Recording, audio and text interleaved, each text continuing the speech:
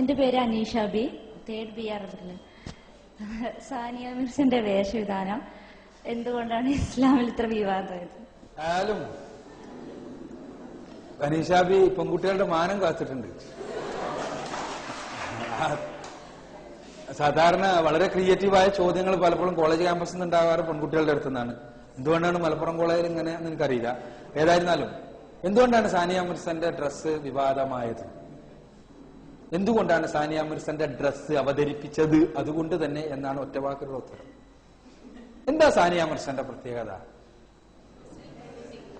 അതൊരു മുസ്ലിം പെൺകുട്ടിയാണ്, അല്ലെ? ലോകത്ത് പലരും പല കോലത്തിലുള്ള ഡ്രസ്സും ധരിക്കാറുണ്ട്, അല്ലെ? ആ ഡ്രസ്സുകൾ ആരും ഒരു രൂപത്തിലും വിമർശിക്കാറോ എതിർക്കാറോ ഇല്ല. എന്നാൽ സാനിയ മിർസ ഒരു പ്രതീകമാകുകയായിരുന്നു. എങ്ങനെ പ്രതീകം? എന്തുകൊണ്ട് ഇസ്ലാമികമായ വസ്ത്രധാരണം? അത് വളരെ വിശദമായി ചർച്ച ചെയ്യേണ്ടതാണ്. എന്റെ ചോദ്യത്തിൽ ഇല്ലാത്തതുകൊണ്ടാണ് ഞാൻ അങ്ങോട്ട് പോണില്ല. ഇസ്ലാമിക വസ്ത്രധാരണം എന്താണ് സ്ത്രീക്ക് നൽകുന്നത് എന്ന അടിസ്ഥാനപരമായ ഒരു ചോദ്യമുണ്ട്. എങ്ങനെയാണ് പെണ്ണ് എക്കാലഘട്ടത്തിലും ചൂഷണം ചെയ്യപ്പെട്ടിട്ടുള്ളത് എന്ന ചോദ്യത്തിന് ഉത്തരമായിട്ടാണ് ഇസ്ലാമികമായ വസ്ത്രത്തെക്കുറിച്ച് നമുക്ക് അറിയാൻ കഴിയുന്നത്. പെണ്ണ് എന്നും ചൂഷണം ചെയ്യപ്പെട്ടിട്ടുള്ളത് അവളെ വിഗ്രഹവൽക്കരിച്ചുകൊണ്ടാണ്. പെണ്ണിനെ ഐഡലൈസ് ചെയ്തുകൊണ്ടാണ് പെണ്ണ് ചൂഷണം ചെയ്യപ്പെട്ടിട്ടുള്ളത്. എങ്ങനെയാണ് ഐഡലൈസേഷൻ? നിങ്ങൾ നോക്കുക. ഇന്ത്യയിലെ ഏറ്റവും വലിയ ചൂഷണം എന്തായിരുന്നു പെണ്ണിനെതിരെ? സതി, ദേവദാസി സമ്പ്രദായം. ഇതെല്ലാം നമുക്കറിയാം. എങ്ങനെയായിരുന്നു സതി? പെണ്ണിനെ പിടിച്ചുകൊണ്ടായിട്ട് തീയിലിടലല്ല സതി. പിന്നെ എന്താ? പെണ്ണിനെ സതീദേവിയാക്കാൻ പറ്റിയ രൂപത്തിൽ മനസ്സ് അങ്ങനെ ബ്രെയിൻ വാഷ് ചെയ്യാണ്. സതി അനുഷ്ഠിച്ച പെണ്ണോ സതീദേവിയാണ്, ഏറ്റവും അധികം ബഹുമാനിക്കപ്പെടുന്നവൾ, സമൂഹത്തിലെ ഉന്നത.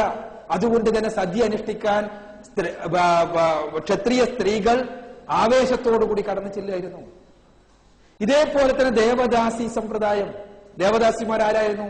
ക്ഷേത്രത്തിൽ ബ്രാഹ്മണന്മാർക്ക് ലൈംഗികമായി ചൂഷണം ചെയ്യുവാൻ വേണ്ടി മാത്രമായിട്ടുള്ള പെണ്ണുങ്ങളായിരുന്നു ദേവദാസിമാർ. ആ ദേവദാസിമാര് മാതാപിതാക്കൾ ചെറുപ്പത്തിലെ നേർച്ചയാക്കാൻ ക്ഷേത്രത്തിലേക്ക് വേണ്ടി ദേവദാസിയായി നേർച്ചയാക്കപ്പെടുക എന്ന് പറഞ്ഞ ഒരു പെണ്ണിനെ സംബന്ധിച്ചിടത്തോളം മധ്യകാല ഭാരതത്തിൽ അവൾക്ക് കിട്ടാവുന്നതിൽ വെച്ച് ഏറ്റവും വലിയ അംഗീകാരമായിരുന്നു. അവൾക്ക് ലഭിക്കാവുന്നതിൽ വെച്ച് ഏറ്റവും വലിയ അംഗീകാരം. ആ ദേവദാസിമാരുടെ അംഗീകാരത്തെയാണ് നമ്മൾ ഇന്നും സംസ്കാരമായി കൊണ്ടാടിക്കൊണ്ടിരിക്കുന്നത്. നിങ്ങൾക്കറിയാലോ, ദേവദാസിയുടെ ആട്ടമാണ് മോഹിനിയാട്ടം. ദേവദാസിമാർ, ക്ഷേത്രത്തിലേക്ക് നേർച്ചയാക്കപ്പെട്ട ദേവദാസിമാർ തങ്ങളെ ആസ്വദിക്കുവാൻ വേണ്ടി കടന്നു വരുന്ന ബ്രാഹ്മണന്മാരെ ആകർഷിക്കുവാൻ വേണ്ടി പ്രത്യേകമായ വസ്ത്രം ധരിച്ചുകൊണ്ട് ആടിയിരുന്ന കേരളീയ കലയായിരുന്നു മോഹിനിയാട്ടം. അതാണ് നമ്മൾ ഇന്ന് വലിയ സംസ്കാരമായി കൊണ്ടാടിക്കൊണ്ടിരിക്കുന്നത്. ഈ ദേവദാസി ആരാണ്? വേശ്യ, അന്നത്തെ അഭിസാരിക. ഞാൻ പറഞ്ഞു വരുന്നത്, എക്കാലഘട്ടത്തിലും പെണ്ണിനെ വിഗ്രഹവൽക്കരിച്ചുകൊണ്ടാണ് അവളെ ചൂഷണം ചെയ്തു പോന്നിട്ടുള്ളത്. ഇന്നും അങ്ങനെ തന്നെ. ഇന്ന് എങ്ങനെയാണ് പെണ്ണിനെ ചൂഷണം ചെയ്യുന്നത്? പെണ്ണിനെ ചൂഷണം ചെയ്യുന്നത് ആദ്യം നമ്മളോട് പറയും, ഇതാ നമുക്ക് ഇന്ത്യയിൽ നിന്ന് തന്നെ ഒരു ലോക സുന്ദരി. ആരാണ്? ആരാകട്ടെ അവൾ, ഐശ്വര്യ റായി ആണെങ്കിലും സുസ്മിത സെൻ ആണെങ്കിലും അല്ല. ഇതാ ഇന്ത്യയിൽ നിന്ന് ലോകസുന്ദരി. പെണ്ണുങ്ങളെ, നിങ്ങൾക്ക് സുസ്മിത സെൻ ആകണമോ?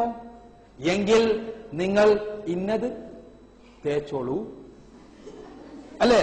ഇന്നത് തേച്ച് കുളിച്ചോളൂ, ഇന്നത് തേച്ചോളൂ, ഇന്ന ക്രീം തേച്ചോളൂ. ഇതാണ് പാഠം. അതോടുകൂടി അവൾ അറിയാതെ അവൾ ചൂഷണം ചെയ്യപ്പെടുകയാണ്. അതോടൊപ്പം തന്നെ പെണ്ണിന്റെ ഏറ്റവും വലിയ അനുഗ്രഹമാണ്, പടച്ചതമ്പുരാൻ നൽകിയ അനുഗ്രഹമാണ് അവളുടെ സൗന്ദര്യം. ആ സൗന്ദര്യം ആസ്വദിക്കപ്പെടുന്നത് വഴി ഉണ്ടാകുന്ന ജൈവികമായ പ്രയാസങ്ങൾ മുഴുവനും പെണ്ണിനാണുള്ളത്. ജീവശാസ്ത്രപരമായി അത് ആസ്വദിക്കുന്നത് വഴി പുരുഷൻ ഒരു പ്രശ്നം ഉണ്ടാവണില്ല. ജീവശാസ്ത്രപരമായും സാമൂഹികമായും സകല പ്രശ്നങ്ങളും പെണ്ണിനാണുള്ളത്. അതുകൊണ്ട് തന്നെ അത് ആസ്വദിക്കപ്പെടുന്നത് വഴി പെണ്ണിനാണ് പ്രയാസം എന്നുള്ളത് കൊണ്ട് തന്നെ അത് പൊതുവായി ആസ്വാദനത്തിന് തുറന്നു കൊടുക്കാതെ അവളെ ഈ ആസ്വദിക്കപ്പെടുന്നത് വഴി ഉണ്ടാകുന്ന പ്രയാസങ്ങളിലും പ്രശ്നങ്ങളിലും തനിക്ക് താങ്ങായി നിൽക്കാമെന്ന് രണ്ടാളുടെ മുന്നിൽ വെച്ച് പ്രതിജ്ഞ ചെയ്ത് അവളുടെ കൈപിടിച്ചു കൊണ്ടുപോയ പുരുഷന്റെ മുന്നിൽ മാത്രം അവളുടെ സൗന്ദര്യം തുറന്നു വെക്കുവാൻ അവൾക്ക് അവകാശം നൽകി എന്നുള്ളതാണ് ഇസ്ലാമിക വസ്ത്രധാരണത്തിന്റെ സവിശേഷത. ലോകത്ത് പെണ്ണിന് ആ രൂപത്തിലുള്ള ഒരു അവകാശം നൽകുന്ന ദർശനം ഇസ്ലാം മാത്രമാണ്. നിങ്ങൾക്കറിയാം, നമ്മൾ ആധുനിക മുതലാളിത്തം, ആധുനിക സമൂഹം എല്ലാം പറയും. നമ്മൾ പലപ്പോഴും പറയും വസ്ത്രത്തെക്കുറിച്ച്, ആധുനിക സമൂഹത്തിന്റെ ലിബറൽ ആയിട്ടുള്ള സമീപനത്തെ കുറിച്ച് പറയും. പക്ഷേ ആ ലിബറൽ സമീപനം ഏതുവരെയാണ്? നിങ്ങൾക്കൊരു എയർ ഹോസ്റ്റസ് ആകണം, നിങ്ങൾക്ക് ഇഷ്ടമുള്ള വസ്ത്രം ധരിക്കാൻ പറ്റുമോ? നിങ്ങൾക്കൊരു സെക്രട്ടറി ആകണം, നിങ്ങൾക്ക് ഇഷ്ടമുള്ള വസ്ത്രം ധരിക്കാൻ പറ്റുമോ? നിങ്ങൾക്കൊരു സ്റ്റെനോ ആകണം, നിങ്ങൾക്ക് ഇഷ്ടമുള്ള വസ്ത്രം ധരിക്കാൻ പറ്റുമോ? ഇല്ല. പിന്നെ എങ്ങനത്തെ വസ്ത്രം ധരിക്കണം? അതിന്റെ മാനേജർമാർ പറയുന്ന വസ്ത്രം ധരിക്കണം. എയർ ഹോസ്റ്റസ് ആകണമെങ്കിൽ ആ എയർലൈനിന്റെ മാനേജർമാർ എന്ത് പറയുന്നു ആ വസ്ത്രം നിങ്ങൾ ധരിക്കേണ്ടത്. ആ വസ്ത്രം ധരിക്കണമെങ്കിൽ ആ വസ്ത്രം ധരിപ്പിക്കുന്നതിന്റെ പിന്നിലുള്ള ലക്ഷ്യം എന്താണ്? ഫ്ലൈറ്റ് യാത്ര നടത്തിയിട്ടുള്ളവർക്കറിയാം, അവിടെ എയർ സ്റ്റുവാർട്ടുണ്ട്, എയർ ഹോസ്റ്റസും ഉണ്ട്. എയർ സ്റ്റുവാർട്ടിന്റെ ഡ്രസ് എന്താ? ഏകദേശം എന്റെ ഡ്രസ്സ്, വേണമെങ്കിൽ ഒരു ഹാറ്റും കൂടി ഇട്ടാൽ ഇസ്ലാമികമായ ഹിജാബായി, ഏകദേശം പൂർണ്ണമായി അല്ലെ? ഫുൾ കൈ, പാന്റ്, സൂട്ട് എല്ലാം. എന്നാൽ എയർ ഹോസ്റ്റസിന്റെയോ പരമാവധി വസ്ത്രം കുറച്ചിട്ട് എങ്ങനെ ജനങ്ങളുടെ മുന്നിൽ പ്രദർശിപ്പിക്കാമെന്നാണ്. എന്തിന് എന്ന ചോദ്യം ഇതാരാ നിർണയിച്ചത്? പുരുഷ യജമാനന്മാർ നിർണയിച്ച വസ്ത്രം. അത് എന്തിനങ്ങനെ നിർണയിച്ചു? ആ ചോദ്യത്തിനുള്ള ഉത്തരം കസ്റ്റമേഴ്സിനെ സംതൃപ്താക്കാനാണ്. കസ്റ്റമേഴ്സിനെ സംതൃപ്തമാക്കുവാൻ, അഥവാ ഉപഭോക്താവിനെ സംതൃപ്തിപ്പെടുത്തുവാനുള്ള കേവല കമോഡിറ്റിയായി ആധുനിക സമൂഹം സ്ത്രീയുടെ സൗന്ദര്യത്തെ കാണുന്നു. ഇസ്ലാം അങ്ങനെ കാണുന്നില്ല. ഒരു ദൈവാനുഗ്രഹമായും ആ ദൈവാനുഗ്രഹം ദൈവികമായ വിധിവിലക്കുകൾക്കനുസൃതമായി ചെലവഴിക്കപ്പെടേണ്ടതായുമാണ് ഇസ്ലാം കാണുന്നത് എന്നുള്ളതാണ് ഒന്ന്. എന്തുകൊണ്ട് സാനിയ മിർസയെ അവതരിപ്പിച്ചു എന്ന് ഞാൻ ചോദിച്ചല്ലോ. എന്തായിരുന്നു സാനിയ മിർസ എന്ന മിത്തിന്റെ സവിശേഷത?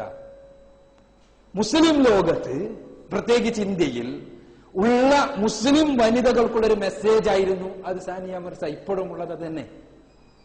നിങ്ങൾക്ക് സാനിയ മിർസയെ പോലെ ആയിക്കൂടെ എന്നാണ് ആ മെസ്സേജ്. അതെന്താണ്? ഒരേ പത്രത്തിൽ ആദ്യത്തെ പേജിൽ റമദാനിന്റെ 1-ാം തീയതി പൂർണ്ണ വസ്ത്രത്തോടു കൂടി പ്രാർത്ഥിച്ചു നിൽക്കുന്ന സാനിയ മിർസ, അതേ പത്രത്തിന്റെ 6-ാമത്തെ പേജിൽ അർദ്ധനഗ്നയായ സാനിയ മിർസ. നിങ്ങൾക്ക് നിങ്ങളുടെ ഈ കണ്ടാൽ തോന്നും ആകെ ഈ സൗന്ദര്യം കണ്ടിട്ട് പ്രശ്നം പഠിച്ചുവെക്കാണെന്ന്, അല്ലെ? പഠിച്ചവന്റെ മുന്നിൽ നിൽക്കുമ്പോൾ എല്ലാ സൗന്ദര്യവും മറച്ച് വളരെ കൃത്യമായ വസ്ത്രം, അല്ലെ? മനുഷ്യന്മാരുടെ മുന്നിൽ പ്രത്യക്ഷപ്പെടുമ്പോഴോ പരമാവധി കുറഞ്ഞ വസ്ത്രം. ഇത് ഇങ്ങനെ ആയിക്കൂടെ എന്നാണ് മുസ്ലിം സ്ത്രീയോടുള്ള ചോദ്യം. നിങ്ങൾക്ക് നിങ്ങളുടെ ആത്മീയത നിങ്ങളുടെ ദൈവത്തിന്റെ അടുത്ത് മാത്രമായിക്കൂടെ? നിങ്ങളുടെ സൗന്ദര്യം ഞങ്ങളൊന്ന് പൊതുവേദിയിൽ ആസ്വദിച്ചോട്ടെ. നിങ്ങൾക്ക് നിങ്ങളുടെ ഇങ്ങനൊരു വസ്ത്രമുണ്ടെങ്കിൽ, ഇങ്ങനൊരു നിയമമുണ്ടെങ്കിൽ നിങ്ങളുടെ ആരാധനയുടെ രംഗത്ത് നിങ്ങൾക്ക് അതായിക്കൂടെ എന്നാണ് ചോദ്യം. അവിടെയാണ് പ്രശ്നവും. അതല്ലാതെ ഇതേ വസ്ത്രമിട്ട് കൊണ്ട് കളിക്കുന്ന സ്റ്റെഫി ഗ്രഫിനെതിരെ നമ്മൾ ആരും ഒന്നും പറഞ്ഞിട്ടില്ല. സാനിയ മിർസക്കെതിരെയും പറയുമായിരുന്നില്ല ആരും. ലോകത്തൊരു മുസ്ലിമും പറയുമായിരുന്നില്ല. അവർ ഒരു മതത്തിന്റെ ചിഹ്നമായി അവതരിപ്പിക്കപ്പെട്ടപ്പോഴാണ് പ്രശ്നമായത്. ഇസ്ലാമിക ലോകത്തിനൊരു മാതൃകയായി പറയപ്പെട്ടപ്പോഴാണ് പ്രശ്നമായത്. സാനിയ മിർസ ആസ്ട്രേലിയൻ ഓപ്പൺ ടെന്നീസിലേക്ക് പറന്നപ്പോൾ അതേസമയം അന്ന് യാത്രയാക്കാൻ അവരുടെ മാതാപിതാക്കൾ ഉണ്ടായിരുന്നില്ല. എന്തുകൊണ്ടെന്നാൽ അവരുടെ മാതാപിതാക്കൾ ഹജ്ജിനു വേണ്ടി മക്കയിലേക്ക് പോവുകയായിരുന്നു. ഇങ്ങനെ വിഗ്രഹവൽക്കരിക്കുന്ന അവസ്ഥാവിശേഷം എന്താ? സാനിയ മിർസ ഒരു പ്രതീകമാവുകയാണ്. ഇന്ത്യൻ മുസ്ലിങ്ങളെ, അല്ല മുസ്ലിം സ്ത്രീകളെ, നിങ്ങൾക്ക് സാനിയ മിർസമാരായിക്കൂടെ എന്ന ചോദ്യം. അതെന്താണ്? നിങ്ങളുടെ പ്രാർത്ഥനയുടെ രംഗത്ത്, ആരാധനയുടെ രംഗത്ത് ദൈവത്തിന്റെ മുന്നിൽ നിങ്ങൾ എങ്ങനെ ആയിക്കോട്ടെ, ഞങ്ങൾ നിങ്ങളുടെ സൗന്ദര്യം ഒന്ന് ആസ്വദിച്ചോട്ടെ, നിങ്ങൾ അർദ്ധനഗ്നകളായി ഞങ്ങളുടെ ഇടയിലേക്കൊന്ന് വന്നുകൂടെ എന്ന ചോദ്യം. അവിടെയാണ് ഇസ്ലാം അത് അനുവദിക്കുന്നില്ല എന്ന് പറയുന്നത്, അത് തെറ്റാണ് എന്ന് പറയുന്നത്. ഒരു പ്രതീകമാകുമ്പോഴാണ്. അതല്ലെങ്കിൽ ഒരു പ്രശ്നമല്ല. സാനിയ മിർസന്റെ വസ്ത്രം എന്നുള്ളതല്ല, ആ ഏത് വസ്ത്രമായിരുന്നാലും. അതേസമയം ഇസ്ലാം സ്പോർട്സിനെതിരല്ല. സ്പോർട്സ് പെണ്ണുങ്ങൾക്ക് തീർച്ചയായും ടെന്നീസ് കളിക്കാൻ കഴിയുന്ന പെണ്ണുങ്ങൾ ടെന്നീസ് കളിക്കണം. പക്ഷേ അത് കളിക്കാനാകണം, കളി കാണാനാകരുത്. കാണുന്നവൻ കളിയല്ല കാണുന്നത് എന്ന് നമുക്ക് അറിയുന്നതാണ്, അല്ലെ? സാനിയ മിർസ വന്നതിന് ശേഷം നിങ്ങൾ ആലോചിച്ച് നോക്കുക, അല്ലെ? ടെന്നീസിന്റെ ബാലപാഠം പോലും അറിയാത്ത ആളുകൾ ടെലിവിഷന്റെ മുന്നിൽ ഇരിക്കുന്നതും പിന്നെ അതിനെക്കുറിച്ച് അഭിപ്രായം പറയുന്നതും കേൾക്കുവാൻ നമ്മൾക്ക് ഭാഗ്യമോ നിർഭാഗ്യമോ ഉണ്ടായിട്ടുണ്ട് ഈ പെൺകുട്ടി അതിൽ വന്നതിന് ശേഷം, അല്ലേ? എന്തേ കാരണം? അത് തന്നെ, ആ കാരണം കൊണ്ട് തന്നെയാണ് ഇസ്ലാം അതിനെ എതിർക്കുന്നത്.